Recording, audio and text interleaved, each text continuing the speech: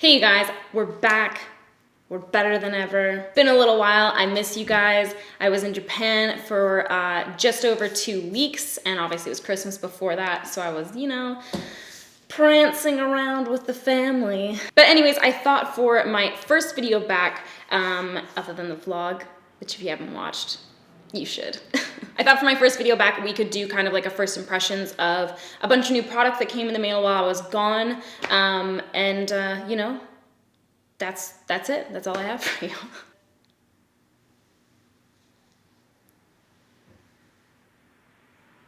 I'm ready. The first thing is this hypoallergenic nourishing moisturizer from Perricone MD. When I was gone, I got this package from them, and they included a little note that said they had watched my one video where I said that my skin was getting super dry, and they were like, here's some moisturizing goodies for you. So they sent me that, and then they also sent me like a mask that smells like cocoa, and good God, it smells so good.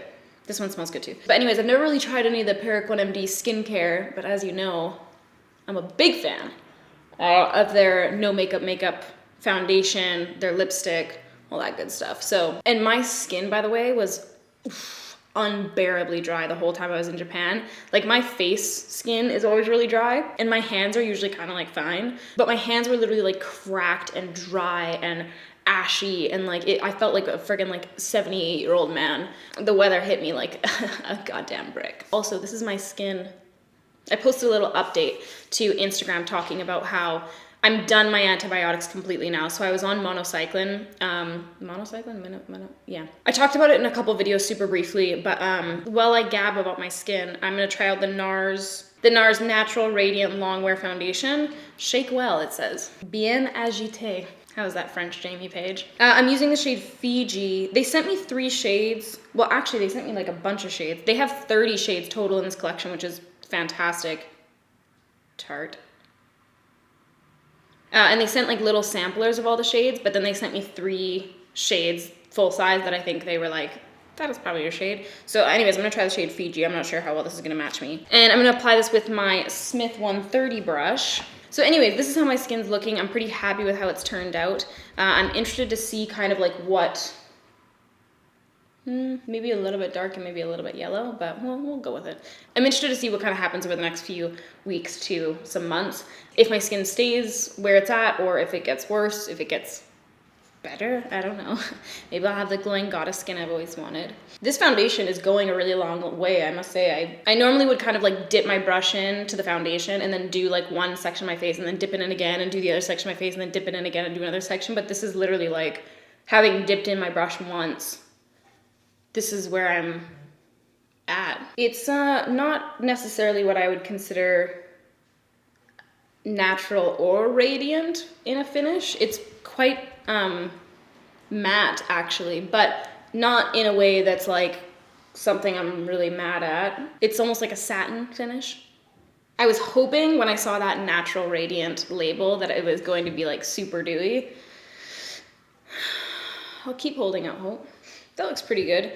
I do wish it was a little bit more hydrating, but I'm not too mad at that. They also sent me the new shades. I think there was only 3 new shades of the Radiant Creamy Concealer that they had, and none of them particularly match me, so I'm gonna mix a little bit of my Shape Tape. Should we just have a quick conversation about Tarte? If you guys haven't seen the conversation around Tarte, basically, Shape Tape was obviously such a hit product. I mean, so many people, that's like their holy grail concealer. It's one of their best sellers. It does fantastically well. It's constantly sold out. So they kind of like have been hinting at a Shape Tape foundation for a while.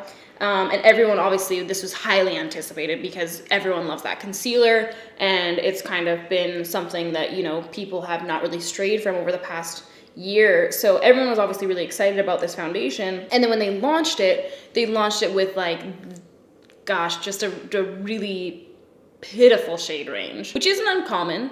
This has been happening for a long time within the beauty industry, where we've had brands that aren't being super inclusive, and they're kind of just, adding white people shades only. It's not uncommon, but I do feel like this past year, the discussion around inclusivity has really taken off. More and more people have been kind of speaking up about it. More and more people have been getting involved. I'm just gonna put some eyeshadow primer on. And even those that aren't really affected by it have been speaking out more and more, because it really has just kind of become, you know, this standard that we're really hoping to see within the beauty industry. And obviously with the launch of Fenty Beauty, it was so monumental for people of color, that launch, because right from the get, it wasn't people of color being an afterthought. It wasn't, oh, we'll take your money later on down the road. It was right from the get-go, you know, inclusivity and trying to kind of hit the market where as many people as possible could be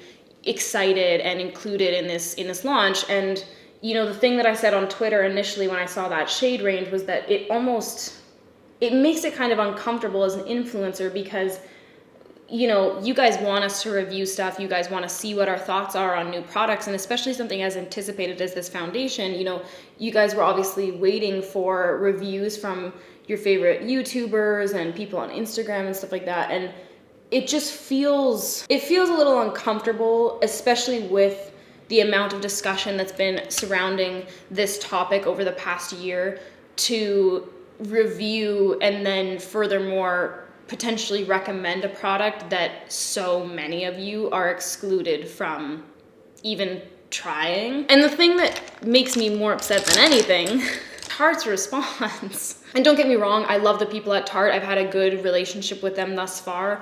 And you know, I like a lot of their products, and it's just, they, as of right now when I'm filming this video, have not made an official response to my knowledge. They talked to Pop Sugar and said, oh, well, you know, we have 10 more shades in the works, we're expanding, which again isn't really much to offer up, because it kind of goes back into the discussion that you're then treating people of color as an afterthought, saying like, yeah, well, we'll get to you, but we're launching the most important shades first. I'm just running Gimme Brow through my brows. I'm not sure if this is back on shelves, by the way. It was like pulled off the shelves. I don't know what's going on. I could be using like a really radioactive, I don't know what it is. I'm just, aside from not responding to it, they've been deactivating comments. They've been deleting comments. Every time that they post a photo of the foundation, they post like the 2 deepest shades. They posted a giveaway on their Instagram stories telling people to go comment a palm tree on any photo that was released in the past 24 hours to be entered to this giveaway, which, I mean, even if this was a pre-planned giveaway, it just seems like really awful timing to flood your comment section when there's like a lot of concerned voices. I'm obviously not somebody that's affected by this, right? But in my mind, if they had just said, you know what, guys, we're sorry, this was an oversight on our part, we should have had all of our shades ready, like that, just apologizing and owning up to what so obviously is taking place, in my mind, is such a better PR move than trying to sweep it under the rug, trying to pretend it's not happening. When they sent that exclusive knowledge to Pop Sugar about the fact that they were expanding their shade range by 10 shades, they said, Pop Sugar said, I don't think this was Tarte saying this. Let me pull this up exactly, because I would hate to misquote. A rep from Tarte explained to Pop Sugar that even when Shape Tape Foundation was revealed, the new colors were already in the works. Additional shades are usually added seasonally, which makes sense, because your complexion tends to be paler in the winter and darker in the summer months.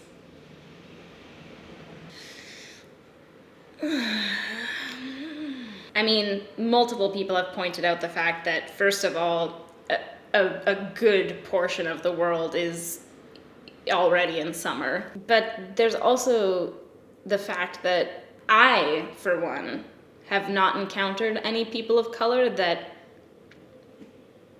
transcend into being Caucasian in the winter months. Anyways, I'm gonna quickly finish off my brows off camera, and I will pop back with some more new products. I think for my eyes, I'm gonna pop on the Urban Decay Kristen Leanne eyeshadow palette. She did a huge collaboration with them. She has several lipsticks, she has a highlighting palette, a neutral palette, and then this colorful one, and then also a single shadow or something.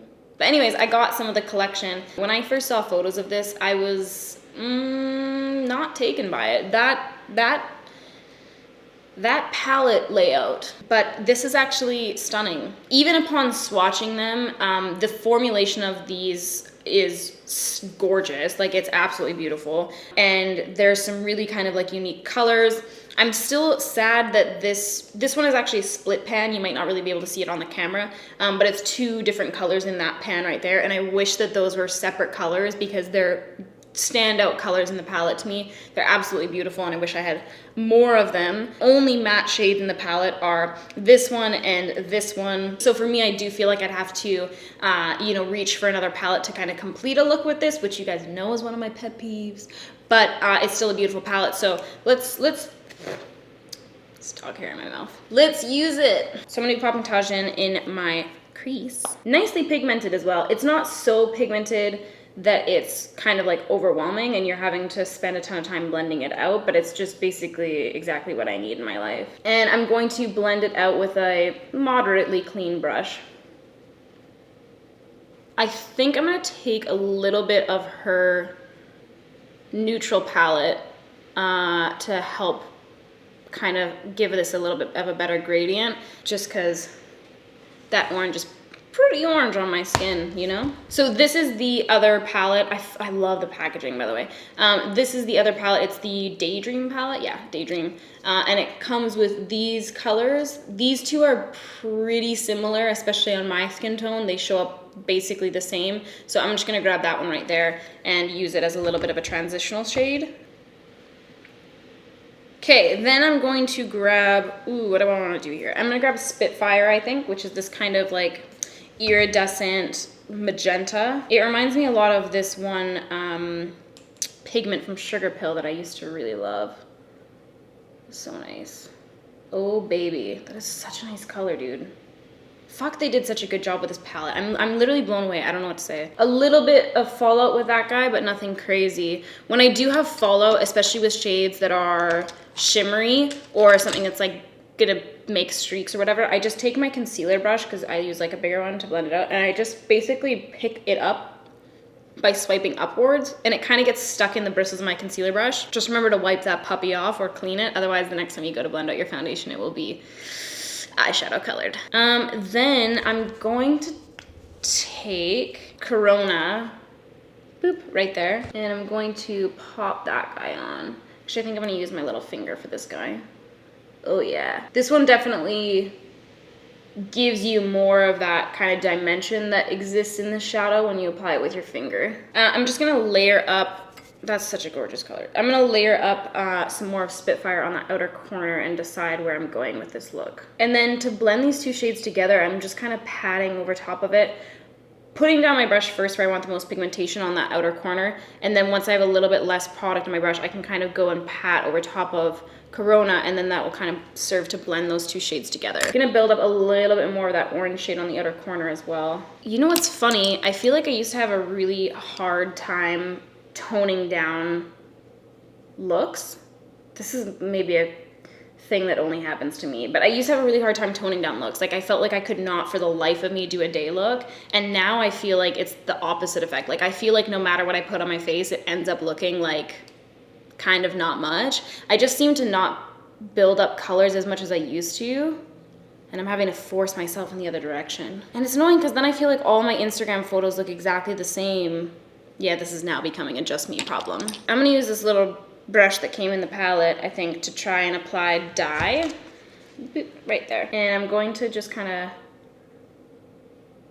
of, dye isn't really showing up for me, to be honest. Let me put it on a brush I would normally use. That's a little bit better, but it's still, that one's kind of a different texture. It's almost more like dense in a way. And it's making it kind of difficult to apply. I just wanted to add a little bit of depth to the outer corner, but it doesn't seem like that's gonna happen for me with that color. So I'm going to grab a little bit of the black shade. It's called Ninth Floor. I like that name. And I'm just going to really, like, super gently kind of dust that over, because I don't want to actually make it look black on my outer corner. I just want to add a little bit of depth, which I see a lot of people complain about the addition of black shades to an eyeshadow palette, and I almost never feel the same. You don't have to use it as the shade black but you can use it to smoke out liner, you can use it to deepen shades, you can use it as a base shadow so that you can put other shadows over top, and that would be particularly good in this palette because she does have so many shades that are kind of like iridescent. They have kind of these different subtle tones to them, so especially when you put them over black, they're gonna really show up quite a bit more. So anyways, just same thing on the other. I'm just dusting a little bit of that on the outer corner to add some depth. I think I'm gonna do some eyeliner. It's been a while. I'm just gonna use a black gel liner to start. Actually, it might even be kind of cool to smoke this out. Yeah, that's what I'm gonna do. I'm gonna smoke this out. So I'm just gonna do kind of like a half liner. I'm gonna focus on that outer corner, making like a nice fat wing. And it doesn't have to be perfect, because we're gonna go in and buff it out. And I love using my little Real Techniques brush for this. It's called the Accent brush. And I'm just going to buff over top of that liner while it's still a little bit moist. And then you can go in with your liner and do just a super, super thin little line in towards the inner corner. Okay, I have my other little eye done, and then I'm going to grab 1212 from the Daydream palette. And I think I'm just gonna pop that underneath my eyes.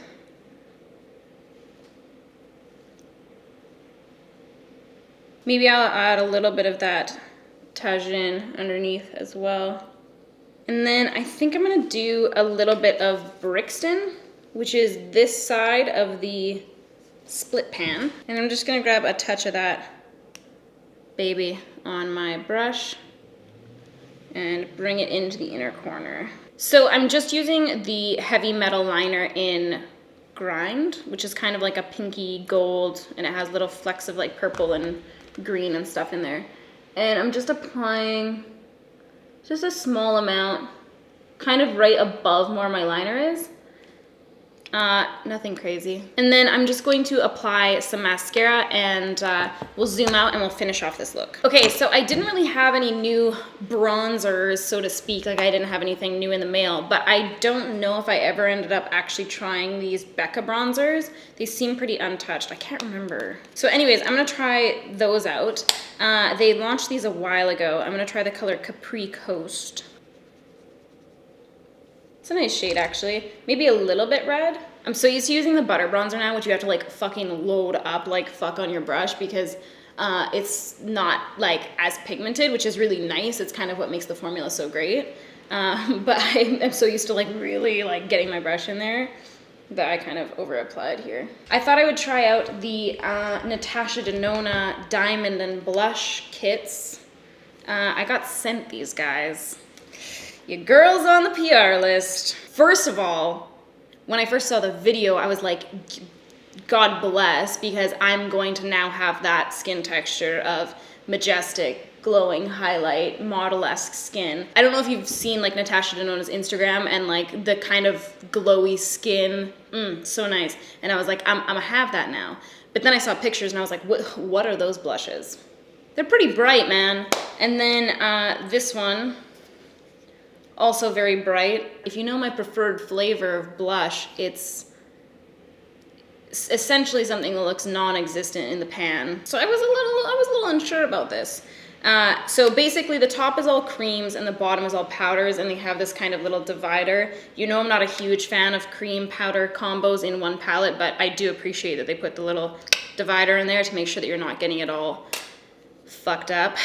So anyways, I'm gonna take the cream blush from this palette, and I'm just going to take a very light amount of that on the end of my beauty blender, and I'm going to buff it into my skin, kind of like right between where I would put my highlight and my bronzer. Look how nicely that applies, dude. Like, it's really, I was shocked by how well it diffused on my skin when I was just like swatching it on my hand, because I really was like, those colors are so intense, it's gonna look crazy. But they buff out really nicely, actually. And then I'm gonna go over top with the powder blush from the Citrus palette as well, which almost lightens it up even further. The powder has a little bit of like a kind of iridescence to it. And it's also a little bit of a lighter shade than the cream blush, so it kind of almost brightens that blush back up. And then I'm gonna switch back to the other palette, which is it's called Darya, and I'm gonna grab the cream highlight from there because the other one's just a touch too dark for me. That literally just like slipped off the desk and I caught it with one hand while trying to get the color from the other palette with my other hand. I am a fucking hero. Anyways, I'm just loading up that cream highlight on my finger, and I'm going to apply a generous amount because I'm trying to look like a model. So I actually did try out this product already. I tried it out on my hands, but I also tried it out on my face last night. The whole palette is meant to be layered, like the creams and the powders and stuff like that are meant to be layered, and the highlight is meant to be layered over top of the blush and so on and so forth. So I was like, okay, you know, I don't mind layering products if they were specifically designed to do so, and every once in a while you'll stumble across, you know, a combination of products that works with that. For those of you that have tried layering products before, it can get out of hand quite quickly and it can make your skin look super textured and really dry, and it can become really patchy, and it just usually doesn't look awesome when you're trying to layer powders over top of creams. So I was like, okay, this was like a palette designed to be layered, so I'm assuming it's gonna be, I mean, fucking fantastic, right? I don't know, man. The products for me don't layer very well, and like I said, I typically have problems layering products anyways, so it could just be my skin. Obviously, I don't have the most perfect, flawless model skin texture. It's just a little bit too textured looking for me. So for me, I probably would normally just leave that cream highlight because I do think the cream highlight is gorgeous. And I like the kind of texture it gives. It's not sticky. It has a really, really nice, pretty kind of sheen to it, and you can really kind of build it up.